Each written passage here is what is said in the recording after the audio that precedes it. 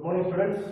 So, ಈಗಾಗಲೇ last class ನಲ್ಲಿ admission of partnership ನಲ್ಲಿ ಫಸ್ಟ್ ಕೇಸ್ ಮೇಲೆ ನಾವು ಪ್ರಾಬ್ಲಮ್ ಸಾಲ್ವ್ ಮಾಡ್ತಾ ಇದ್ದೀವಿ. ಸೊ ಅದೇ ಕೇಸ್ ನಲ್ಲಿ ಇದು ಕೂಡ ನೆಕ್ಸ್ಟ್ ಥರ್ಡ್ ಎಕ್ಸರ್ಸೈಸ್ ಆಗಿದೆ. ಸೊ ಈ ಪ್ರಾಬ್ಲಮ್ ಅಲ್ಲಿ ಸ್ಟಾರ್ಟ್ ಆಗಿದೆ ಗಂಗಾ ಅಂಡ್ ತುಂಗಾ ಅಂತ ಹೇಳಿ ಪ್ರಾಬ್ಲಮ್ ಇದೆ. ಈಗಾಗಲೇ ನಿಮ್ಮ ಹತ್ರ ವಾಟ್ಸ್ಆಪ್ ನಲ್ಲಿ ಅಪ್ಲೋಡ್ ಮಾಡಿದ ಪ್ರಕಾರ ಪ್ರಾಬ್ಲಮ್ ಇದೆ. ಸೊ ಸೊಲ್ಯೂಷನ್ ನೋಡ್ತಾ ಹೋಗೋಣ. ಓಕೆ, ಸೊ ಮೊದಲನೇದಿದೆ ಅಡ್ಜಸ್ಟ್ಮೆಂಟ್ ನೋಡೋಣ. First adjustment, she brings rupees 50,000 as capital for 1/4 share in the future profits. ಅಂದ್ರೆ ಇಲ್ಲಿ ಪಾರ್ಟ್ನರ್ ಕ್ಯಾಪಿಟಲ್ ತಗೊಂಡ್ಬಂದ. ಹೊಸ ಪಾರ್ಟ್ನರ್ ಯಾರು ಬಂದಪ್ಪ ಇಲ್ಲಿ? ಕಾವೇರಿ ಬಂದ. Ganga Tunga R the old partners, Kaveri is the new partner. So ಅವರ 50,000 ಹೊಸ ಕ್ಯಾಪಿಟಲ್ ತಗೊಂಡ್ಬಂದ. ಆ 50,000 ಕ್ಯಾಪಿಟಲ್ ರಿವ್ಯಾಲ್ಯೂಷನ್ ಅಕೌಂಟ್ ಅಲ್ಲಿ ಯಾವುದೇ ಇಫೆಕ್ಟ್ ಕೊಡಂಗಿಲ್ಲ. ಅದನ್ನ ಎಲ್ಲಿ ಕೊಡ್ತೀವಿ? ಡೈರೆಕ್ಟ್ ಪಾರ್ಟ್ನರ್ಸ್ ಕ್ಯಾಪಿಟಲ್ ಅಕೌಂಟ್ ಅಲ್ಲಿ ಕೊಡ್ತೀವಿ. ನೆಕ್ಸ್ಟ್ ಸೆಕೆಂಡ್ ಅಡ್ಜಸ್ಟ್ಮೆಂಟ್ ನೋಡೋಣ. Goodwill of the firm is valued at 2 years purchase of the average profit of the 4 years. Goodwill account should be retained. Important ಏನು ಹೈಲೈಟ್ ಆಗಿದೆ, goodwill account should be retained ಅಂದ್ರೆ ಅದನ್ನ balance sheet ನಲ್ಲಿ asset side ತೋರಿಸಬೇಕು. goodwill it is a intangible asset. So goodwill ಅನ್ನು ಕೂಡ ನಾವು balance sheet ನಲ್ಲಿ ತೋರಿಸ್ತೀವಿ. ಬಟ್ ಇಲ್ಲಿ goodwill ಅಮೌಂಟ್ ನಮಗೆ ಎಷ್ಟು ತಂದಾರ ಅನ್ನೋದು ಹೇಳಿಲ್ಲ. ಅವ್ರು ಏನ್ ಹೇಳ್ಯಾರಂದ್ರೆ goodwill account amount average profit ಏನ್ ಕೊಟ್ಟಲ್ಲ, ಆ ಟೋಟಲ್ ಪ್ರಾಫಿಟ್ ಅನ್ನ 4 ವರ್ಷದ ನಾವು ಬೇಸ್ ಇಯರ್ ಅಂತ ಹೇಳಿ ತೆಗೆದುಕೊಂಡಾಗ ಅದನ್ನ ನಾವು ಮಲ್ಟಿಪ್ಲೈ ಮಾಡಿದಾಗ ಆಮೇಲೆ ನಮ್ಗೆ ಏನ್ ಎವರೇಜ್ ಪ್ರಾಫಿಟ್ ಸಿಗ್ತದಲ್ಲ ಅದ್ರ ಜೊತೆ ನಾವು ಗುಡ್ವಿಲ್ ಅನ್ನ ಕ್ಯಾಲ್ಕುಲೇಷನ್ ಮಾಡಿದಾಗ ನಮ್ಗೆ ಅಮೌಂಟ್ ಅನ್ನ ಸಿಗ್ತದೆ. ಸೊ ಈ ಪ್ರಾಬ್ಲಮ್ ಮುಗಿದ್ಮೇಲೆ ನೆಕ್ಸ್ಟ್ ವರ್ಕಿಂಗ್ ನೋಟ್ ನಿಮ್ಮ ಹತ್ರ ಕಾಣ್ತಾ ಇರ್ಬೋದು. ಆ ವರ್ಕಿಂಗ್ ನೋಟ್ ಮುಖಾಂತರ ತೋರಿಸ್ತೀವಿ. ಓಕೆ, ನೆಕ್ಸ್ಟ್ ಅಡ್ಜಸ್ಟ್ಮೆಂಟ್ ಮಾಡೋಣ. Stock is reduced by 4,000. So ಇಲ್ಲಿ ಡೆಪ್ರಿಸಿಯೇಷನ್ ಕೊಟ್ಟಾಗ ಹೇಳ್ತಾ ನಾವು ಡೈರೆಕ್ಟ್ ಏನಪ್ಪಾ, depreciate plant and machinery, depreciate stock. Depreciation ಅಂದ್ರೆ ಏನಂತ ಹೇಳಿರ್ತಾ ಈಗಾಗಲೇ ಲಾಸ್ಟ್ ಕ್ಲಾಸ್ ನಲ್ಲಿ. Depreciation means reduce in the value of fixed assets. ಉದಾಹರಣೆಗೆ ಯಾವುದೇ ಒಂದು ಸ್ಥಿರ ಆಸ್ತಿ ಅಂದ್ರೆ ಯಾವ್ದಪ್ಪ, ಬಿಲ್ಡಿಂಗ್ ಆಗಿರ್ಬೋದು, ಪ್ಲಾಂಟ್ ಆಗಿರ್ಬೋದು, ಮಷಿನರಿ ಆಗಿರ್ಬೋದು, ಫರ್ನಿಚರ್ ಆಗಿರ್ಬೋದು, ಇವೆಲ್ಲ ನಾವು ಫಿಕ್ಸ್ಡ್ ಅಸೆಟ್ ಅಥವಾ ಸ್ಥಿರ ಆಸ್ತಿಗಳು ಅಂತ ಕರಿತೀವಿ. ಇದ್ರ ವ್ಯಾಲ್ಯೂ ಏನು ಕಡಿಮೆ ಆಗೋದು ಹೋಗ್ತದಲ್ಲ ಅದಕ್ಕೆ ನಾವು ಏನಂತ ಕರಿತೀವಿ? ಡೆಪ್ರಿಸಿಯೇಷನ್ ಅಂತ ಕರಿತೀವಿ. ಆ ಕಡಿಮೆ ಆಗೋದಕ್ಕೆ ನಮ್ಮ ಕನ್ನಡದಲ್ಲಿ ಮಾಡೋದ ಸವಕಳಿ ಅಂತ ಹೇಳಿ ಕರಿತೀವಿ ನಾವು. ಅಂದ್ರೆ ವ್ಯಾಲ್ಯೂ ಕಡಿಮೆ ಆಗೋದು. ಯಾಕೆ ವ್ಯಾಲ್ಯೂ ಕಡಿಮೆ ಆಗ್ತೈತೆ ಅಂದ್ರೆ ಮಷಿನ್ ಎಷ್ಟು ಕೆಲಸ ಮಾಡ್ತಾ ಹೋಗ್ತದಲ್ಲ ಅಷ್ಟೊಂದು ವ್ಯಾಲ್ಯೂ ಏನಾಗ್ತಾ ಹೋಗುತ್ತೆ, ಕಡಿಮೆ ಆಗ್ತಾ ಹೋಗುತ್ತೆ.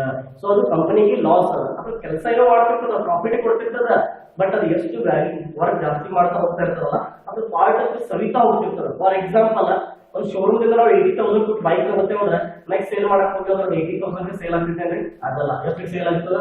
50,000 ಆಗ್ಬೋದು, 40,000 ಆಗ್ಬೋದು, 60,000. ಡಿಪೆಂಡ್ಸ್ ಆನ್ ವೆಹಿಕಲ್ ರನ್ನಿಂಗ್ ಮೇಲೆ ಡಿಪೆಂಡ್ ಆಗಿರ್ತದೆ. ಎಷ್ಟು ರನ್ನಿಂಗ್ ಆಗೈತಿ ಅದ್ರ ಮೇಲೆ ಪ್ರೈಸ್ ಅನ್ನು ಚಾರ್ಜ್ ಮಾಡ್ತಾರೆ. ಸೊ ಕಡಿಮೆ ಆಗತ್ತಲ್ಲಿ ಅದ್ರ ವ್ಯಾಲ್ಯೂ ಕಡಿಮೆ ಆಗೋ ಕಾರಣ ಏನಪ್ಪಾ ಅಂದ್ರೆ ಅದು ಯೂಸ್ ಆಯ್ತು. ಯಾವಾಗ ಒಂದು ವಸ್ತು ಯೂಸ್ ಆಗ್ತದ ಅವಾಗ ಅದ್ರ ವ್ಯಾಲ್ಯೂ ಏನಾಗುತ್ತೆ, ಕಡಿಮೆ ಆಗ್ತಾ ಹೋಗುತ್ತೆ. ಸೊ ಅದಕ್ಕೆ ನಾವು ಡೆಪ್ರಿಸಿಯೇಷನ್ ಅಂತ ಹೇಳ್ತೀವಿ. ಸೊ ಇಲ್ಲಿ ಡೆಪ್ರಿಸಿಯೇಷನ್ ಅನ್ನೋ ಜಾಗದಾಗ ಇನ್ನೊಂದು ವರ್ಡ್ ಯೂಸ್ ಮಾಡೋಣ ನಾವು, ರೆಡ್ಯೂಸರ್. ರೆಡ್ಯೂಸ್ ಅಂದ್ರೆ ಕೂಡ ಕಡಿಮೆ ಆಗೋದ. ರೆಡ್ಯೂಸರ್ ಬೈ 4,000 ಡೈರೆಕ್ಟ್ ಕೊಟ್ಬಿಟ್ಟಾಗ ಬಾಯ್ ಅಂತ ಒಂದು ವರ್ಡ್ ಹೈಲೈಟ್ ಮಾಡೋಣ ನಾವು. ಬಾಯ್ ಅಂತಂದ್ರೆ ಎಷ್ಟು ಕಡಿಮೆ ಆಗಿತ್ತು ಅನ್ನೋದು ಈಗಾಗಲೇ ಕೊಟ್ಬಿಟ್ಟು ಮತ್ತೆ ಕ್ಯಾಲ್ಕುಲೇಷನ್ ಮಾಡೋ ಅವಶ್ಯಕತೆ ಇಲ್ಲ. So direct to stock ₹4,000 reduced by. ಎರಡು ವರ್ಡ್ ಬರ್ತಾವ, reduced to, reduced by. By ಅಂತಂದ್ರೆ ಈಗಾಗಲೇ ಕ್ಯಾಲ್ಕುಲೇಷನ್ ಮಾಡಿ ಕೊಟ್ಟಾಗ ನಾವು ಆಸ್ ಇಟ್ ಈಸ್ ತಗೋದು, ಏನು ಮಾಡೋಂಗಿಲ್ಲ, ಮೈನಸ್ ಮಾಡೋದ್ರಲ್ಲಿ ಪರ್ಸೆಂಟೇಜ್ ಏನು ಇರೋದೇ ಇಲ್ಲ. ಯಾವಾಗ 2 ಅಂತಾನು ಆ 2 ಅಂದಾಗ ನಾವೇನ್ ಮಾಡ್ಬೇಕು ಅಂದ್ರೆ ಬ್ಯಾಲೆನ್ಸ್ ಶೀಟ್ ನಾಗ ಎಷ್ಟು ವ್ಯಾಲ್ಯೂ ಐತಿ, ಎಷ್ಟು ಕಡಿಮೆ ಆಗೈತೆ ಅಂತ ಹೇಳ್ಯಾನು. ಅದಕ್ಕೆ ಇದಕ್ಕೆ ಮೈನಸ್ ಮಾಡ್ಕೊಂಡಾಗ ನಮ್ಗೆ ಏನ್ ಅಮೌಂಟ್ ಸಿಗ್ತದೆ ಅದು ನಮ್ದೇನಪ್ಪ ಡೆಪ್ರಿಸಿಯೇಷನ್ ಆಗಿರ್ತದೆ. ನೋಡಿ next, investments are reduced to. ಇಲ್ಲಿ ಬಂತಂದ್ರೆ ಆಗಲೇ ಬಾಯ್ ಅಂತ ಡೈರೆಕ್ಟ್ ತಗೊಂಡಿಲ್ಲ ನಾವು, ರೆಡ್ಯೂಸ್ಡ್ ಟು ಅಂದ. ಇನ್ವೆಸ್ಟ್ಮೆಂಟ್ ವ್ಯಾಲ್ಯೂ ಬ್ಯಾಲೆನ್ಸ್ ಶೀಟ್ ನಲ್ಲಿ 5,000 ಇದೆ. ಅಡ್ಜಸ್ಟ್ಮೆಂಟ್ ನಲ್ಲಿ ಎಷ್ಟು ಹೇಳಿದವ? 4,000 ಕಡಿಮೆ ಆಗೈತಿ ಅಂತ ಹೇಳಿ ತೋರಿಸಿದ ನಾವು. ಟೋಟಲ್ ಉಳಿದ 4,000 ಅಂತ ಹೇಳಿ ತೋರಿಸಿದ ನಾವು. 5,000 4,000 ಅಷ್ಟೇ ಇನ್ವೆಸ್ಟ್ಮೆಂಟ್ ವ್ಯಾಲ್ಯೂ ಉಳಿದಿಲ್ಲ. ಎಷ್ಟು ಡೆಪ್ರಿಸಿಯೇಷನ್ ಆದಂಗೆ ಆಯ್ತಲ್ಲಿ? 1,000 ರೂಪೀಸ್ ಡೆಪ್ರಿಸಿಯೇಷನ್ ಅಂದ್ರೆ ಅಷ್ಟು ವ್ಯಾಲ್ಯೂ ಕಡಿಮೆ ಆಯ್ತು ಅಂತ ಹೇಳಿ ನಾವೇನ್ ಮಾಡಿದ್ವಿ, ತೋರಿಸಿದ್ವಿ. ಡೆಬಿಟ್ ಸೈಡ್ ಏನಿರುತ್ತಲ್ಲ ಅದು ಡೆಪ್ರಿಸಿಯೇಷನ್ ಆಗಿರ್ತದೆ. ಕ್ರೆಡಿಟ್ ಸೈಡ್ ಏನಾಗಿರ್ತದಲ್ಲ ಅಪ್ರಿಸಿಯೇಷನ್. ಡೆಪ್ರಿಸಿಯೇಷನ್ ಅಂದ್ರೆ ವ್ಯಾಲ್ಯೂ ಕಡಿಮೆ ಆಗೋದ, ಅಪ್ರಿಸಿಯೇಷನ್ ಅಂದ್ರೆ ವ್ಯಾಲ್ಯೂ ಜಾಸ್ತಿ ಆಗೋದ. Next, and furniture is valued at 8% less than the book value. Valued at less than.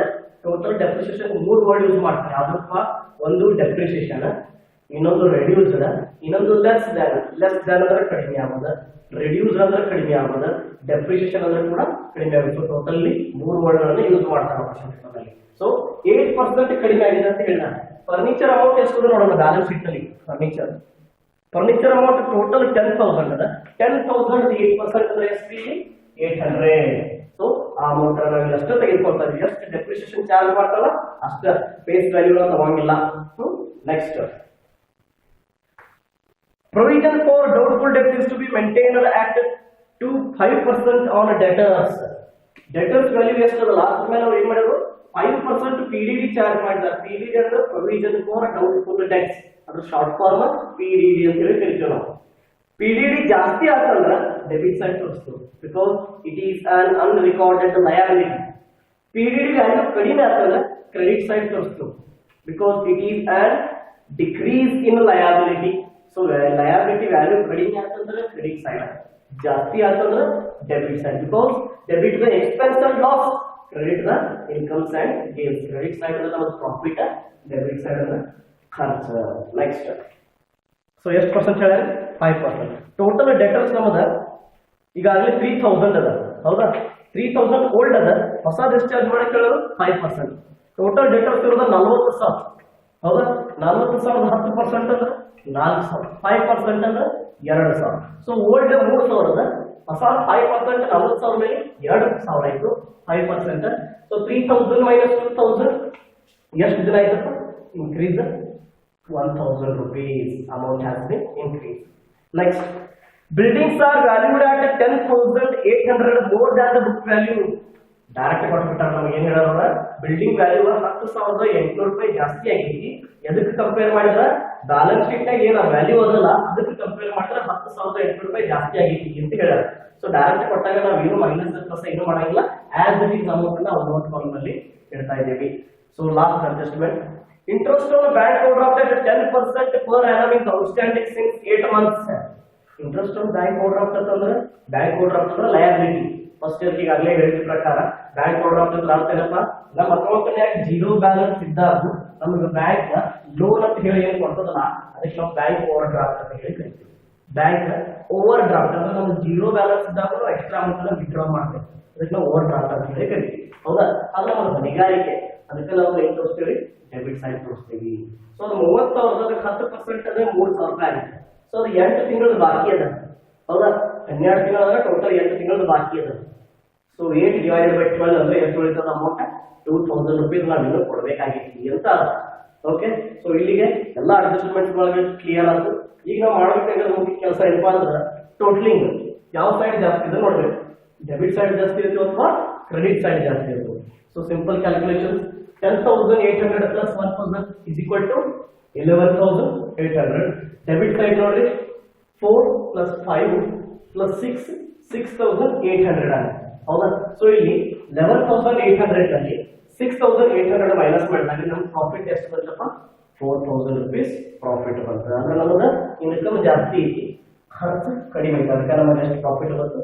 4,000 ರೂಪಾಯಿ ಪ್ರಾಫಿಟ್ ಬರುತ್ತೆ. ಒಂದು ವೇಳೆ ಖರ್ಚು ಜಾಸ್ತಿ ಅಂತ ತಿಳ್ಕೊಂಡಿದ್ರೆ ಅಪೋಸಿಟ್, ಇಲ್ಲಿ 11,800 ಐತಿ, ಇಲ್ಲಿ 6,800 ಐತಿ, ಅವಾಗಿಲ್ಲ ಬಾಯ್ ಲಾಸ್ ಅಂತ ಹೇಳಿ ಬರ್ತಾ ಇದ್ವಿ. ಬಟ್ ಇಲ್ಲಿ ಲಾಸ್ ಬಂದಿಲ್ಲ, ಪ್ರಾಫಿಟ್ ಆಗಿದೆ ಕಂಪನಿ. ಯಾವ ಕಂಪನಿ ಇದು? ಗಂಗಾ ಅಂಡ್ ತುಂಗಾ ಅಂತ ಹೇಳ್ತಾರೆ. ನೆಕ್ಸ್ಟ್, ಈ ಬಂದಿರ್ತಕ್ಕಂಥ 4,000 ಅನ್ನ ಇಬ್ಬರಿಗೂ ಪಾರ್ಟ್ನರ್ ಗಳಿಗೆ ಡಿಸ್ಟ್ರಿಬ್ಯೂಟ್ ಮಾಡಬೇಕು. ರೇಷಿಯೋ ಎಷ್ಟಿದೆ ಇಲ್ಲಿ? 3:1 ಅಂತ ಇದೆ ರೇಷಿಯೋ, ಹೌದಾ? 3:1 ratio 4,000 into 3 divided by 4. Next, 4,000 into 1 divided by 4, that is 3,100. ಇಬ್ಬರಿಗೂ ಅವರವರ ರೇಷಿಯೋಗಳ ಅನುಪಾತದ ಆಧಾರದ ಮೇಲೆ ಪ್ರಾಫಿಟ್ ಅನ್ನು ಡಿಸ್ಟ್ರಿಬ್ಯೂಟ್ ಮಾಡಲಾಗಿದೆ. Okay, so this is the revaluation account. ಇನ್ನು ನೆಕ್ಸ್ಟ್ ನಮಗೆ ಯಾವ್ಯಾವ ಅಕೌಂಟ್ ಪ್ರಿಪೇರ್ ಮಾಡಕ್ಕೆ ಹೇಳ್ಯಾರ? ಪಾರ್ಟ್ನರ್ಸ್ ಕ್ಯಾಪಿಟಲ್ ಅಕೌಂಟ್ ಪ್ರಿಪೇರ್ ಮಾಡಕ್ಕೆ ಹೇಳ್ಯಾರ, ಗುಡ್ ವಿಲ್ ಅಕೌಂಟ್ ಪ್ರಿಪೇರ್ ಮಾಡಕ್ಕೆ ಹೇಳ್ಯಾರ, ಬ್ಯಾಲೆನ್ಸ್ ಶೀಟ್ ಅನ್ನು ಕೂಡ ಪ್ರಿಪೇರ್ ಮಾಡಕ್ಕೆ ಹೇಳ್ಯಾರ. ಸೊ ಅದಕ್ಕಿಂತ ಮುಂಚೆ ನಾವು ಪಾರ್ಟ್ನರ್ಸ್ ಕ್ಯಾಪಿಟಲ್ ಅಕೌಂಟ್ ಪ್ರಿಪೇರ್ ಮಾಡ್ಬೇಕಂದ್ರೆ ನಮಗೆ ಗುಡ್ ವಿಲ್ ಅಕೌಂಟ್ ಬೇಕು. ಗುಡ್ ವಿಲ್ ಅಕೌಂಟ್ ಕ್ರಿಯೇಟ್ ಮಾಡ್ಬೇಕಂದ್ರೆ ಗುಡ್ ವಿಲ್ ಅಮೌಂಟ್ ಬೇಕು. ಅಮೌಂಟ್ ಕೊಟ್ಟಿಲ್ಲ ಅಂದ್ರೆ ನಾವು ಅಕೌಂಟ್ ಪ್ರಿಪೇರ್ ಮಾಡಕ್ಕೆ ಬರಂಗಿಲ್ಲ. So that's why we are going to calculation of goodwill. ಸೊ ನಾವು ಇದು ಮಾಡಬೇಕಾಗಿರೋ ಮುಖ್ಯ ಕೆಲಸ ಏನಪ್ಪ? ಮೊದಲು ಗುಡ್ ವಿಲ್ ಕ್ಯಾಲ್ಕುಲೇಟ್ ಮಾಡಬೇಕು, ಆಮೇಲೆ ನಾವು ಅಕೌಂಟ್ ಅನ್ನ ಈಸಿಯಾಗಿ ಡ್ರಾಫ್ಟ್ ಮಾಡಬಹುದು. ಸೊ ಮೊದಲನೇದಾಗಿ adjustment number 1, calculation of goodwill. So this formula you have to by heart. ಈ ಫಾರ್ಮುಲಾ ಕಂಪಲ್ಸರಿ ಬೈ ಹಾರ್ಟ್ ಹಾಕ್ಬೇಕಾಗುತ್ತೆ. ಯಾಕಂದ್ರೆ ಎಕ್ಸಾಮ್ ನಲ್ಲಿ ಕಂಪಲ್ಸರಿ ಬಂದಿರೋ ಚಾನ್ಸಸ್ ಬಹಳ ಇರ್ತದೆ. 99% ಈ ರೀತಿನ ಕೊಡ್ತಾವ ಕ್ಯಾಲ್ಕುಲೇಷನ್ ಮಾಡಕ್. ಯಾಕಂದ್ರೆ ವೇಟೇಜ್ ಆಫ್ ಮಾರ್ಕ್ಸ್ ಕೊಡ್ಬೇಕಂತಂದ್ರೆ ಈ ರೀತಿಯ ಕ್ಯಾಲ್ಕುಲೇಷನ್ಸ್ ಕೊಡ್ತಾರೆ. ಒಂದ್ ವೇಳೆ ನಿಮಗೆ ಡೈರೆಕ್ಟ್ ಅಮೌಂಟ್ ಕೊಟ್ಟಂದ್ರೆ ಬಹಳ ಸಿಂಪಲ್ ಕೆಲಸ ಆಯ್ತು. ಮೇನ್ ಫಿಕ್ಸ್ ಎಲ್ಲಿ ಇರ್ತಾರೋ ಬ್ಯಾಲೆನ್ಸ್ ಶೀಟ್ ನಾಗ ಇರ್ತದೆ, ಪಾರ್ಟ್ನರ್ಸ್ ಕ್ಯಾಪಿಟಲ್ ನಾಗ ಇರ್ತಾರೆ, ಅಲ್ಲೆಲ್ಲ ಈಸಿ ಇಟ್ಟ. ಸೊ ನಿಮ್ಗೆ ಮೇನ್ ಮಾರ್ಕ್ ಇಲ್ಲಿ ಕೊಡ್ತಾರೆ. ಓಕೆ, ಸೊ ಅದಕ್ಕೋಸ್ಕರ ನಾವು goodwill formula by heart ಮಾಡೋದು ಬಹಳ ಬೇಕು. Goodwill is equal to average profit into number of years purchase. So ನಮ್ಮ ಹತ್ರ ಎವರೇಜ್ ಪ್ರಾಫಿಟ್ ಇಲ್ಲ, ನಾವು ಕ್ಯಾಲ್ಕುಲೇಷನ್ ಮಾಡ್ಬೇಕು. Number of years purchase 2 years purchase ಅಂತ ಪ್ರಾಬ್ಲಮ್ ಅಲ್ಲಿ ಹೇಳಿದ ಅಡ್ಜಸ್ಟ್ಮೆಂಟ್ ನಂಬರ್ ಬಿ ನೋಡ್ಬೇಕು ನೀವು 2 ಇಯರ್ಸ್ ಪರ್ಚೇಸ್ ಅಂತ ಕೊಟ್ಟ ನಾವು 2 ಇಂಟು 2 ಇಯರ್ಸ್ ಪರ್ಚೇಸ್ ಅಂತ ಬರ್ತೀನಿ ಈಗ ಸದ್ಯ ನಮ್ಮ ಹತ್ರ ಇದು ಅಮೌಂಟ್ ಇಲ್ಲ ಅಂತ ಅನ್ಕೊಳ್ಳೋಣ 12,000 ಬರ್ದಲ್ಲ ಇಲ್ಲ ಅಂತ ಅನ್ಕೊಳ್ಳೋಣ ಸೊ ನಾವು ಈ ಕ್ಯಾಲ್ಕುಲೇಷನ್ ಮಾಡಬೇಕು ಏನು average profit is equal to total profit divided by number of years ಇದನ್ನ ಹೆಂಗ್ ಕ್ಯಾಲ್ಕುಲೇಟ್ ಮಾಡಕ್ ಹೇಳ ಅಂತವ್ರ 4% ಪ್ರಾಫಿಟ್ ಕೊಟ್ಟ ಹೌದ್ರೆ 8,000 11,000 13,000 16,000 ಸೊ ಅದನ್ನ ಎಲ್ಲಾನು ಟೋಟಲ್ ಮಾಡ್ಕೋಬೇಕು ಡಿವೈಡೆಡ್ ಬೈ 4 ಇಯರ್ಸ್ ಬರೀತೀವಿ 4% ಕೊಟ್ಟಾರು ಟೋಟಲ್ ಮಾಡಿದಾಗ ಎಷ್ಟಾಗುತ್ತಪ್ಪ ಅದು 48,000 ರೂಪಾಯಿ ಆಗುತ್ತೆ ಅದಕ್ಕೆ ನಾವು ಡಿವೈಡೆಡ್ ಬೈ 4 ಮಾಡಬೇಕು 4 ವರ್ಷದ ಸೊ ಅದು ನಮಗೆ ಎಷ್ಟು ಸಿಗುತ್ತೆ average profit it is 12,000 rupees ನಮಗೆ ಎವರೇಜ್ ಸೊ ಈ 12,000 ಎವರೇಜ್ ಪ್ರಾಫಿಟ್ ಅನ್ನ ತೆಗೆದುಕೊಂಡ ಇಲ್ಲಿ ಬರೋದಿಲ್ಲ ಹೌದಾ ಈ 12,000 ಇಲ್ಲಿ ಬ್ಲಾಂಕ್ ಇತ್ತಲ್ಲ ನಮಗೆ ಕ್ವಶನ್ ಮಾರ್ಕ್ ಯೂಸ್ ಮಾಡಿದ್ವಿ ನಾವು 12,000 ಫಿಲ್ ಅಪ್ ಮಾಡಿ 12,000 ಇಂಟು 2 12 24 ಸೊ 24,000 ರೂಪಾಯಿ ನಮಗೆ ಏನಪ್ಪ ಇದು ಗುಡ್ ವಿಲ್ ಅಮೌಂಟ್ ಸೊ ಈ ಗುಡ್ ವಿಲ್ ಅಮೌಂಟ್ ಅನ್ನು ನಾವು ಗುಡ್ ವಿಲ್ ಅಕೌಂಟ್ ಪ್ರಿಪೇರ್ ಮಾಡೋದ ಪಾರ್ಟ್ನರ್ಸ್ ಕ್ಯಾಪಿಟಲ್ ಅಕೌಂಟ್ ಪ್ರಿಪೇರ್ ಮಾಡೋದು ಅದಾದ್ಮೇಲೆ ಬ್ಯಾಲೆನ್ಸ್ ಶೀಟ್ ಅನ್ನ ಪ್ರಿಪೇರ್ ಮಾಡೋದ okay so this is the problem of Ganga and Tunga the remaining problem will be continue in the next class until thank you.